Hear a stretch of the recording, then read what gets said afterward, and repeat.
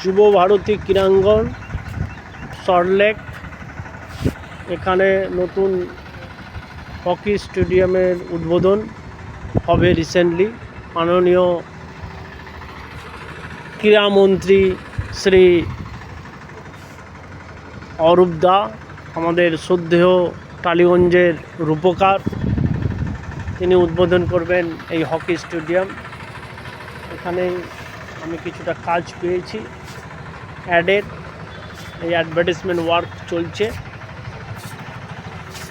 Football ground, মাঠে জল দেওয়া হচ্ছে, মাঠকে খুব নরম রাখার জন্য, সফট আর কি। ওখানে ঘাস কাটা হচ্ছে, দূরে জল দেওয়া হচ্ছে, মনোরম পরিবেশ। এই হকি গ্রাউন্ড খুব সুন্দর গ্রাউন্ড, আমারই মনে হচ্ছে খেলতে ইচ্ছা করছে। সুন্দর গ্রাউন্ড, 1-2 দিনের মধ্যে উদ্বোধন হবে। আমাদের রূপকার টালিগঞ্জের শ্রী অরূপ বিশ্বাস উনি উদ্বোধন করবেন।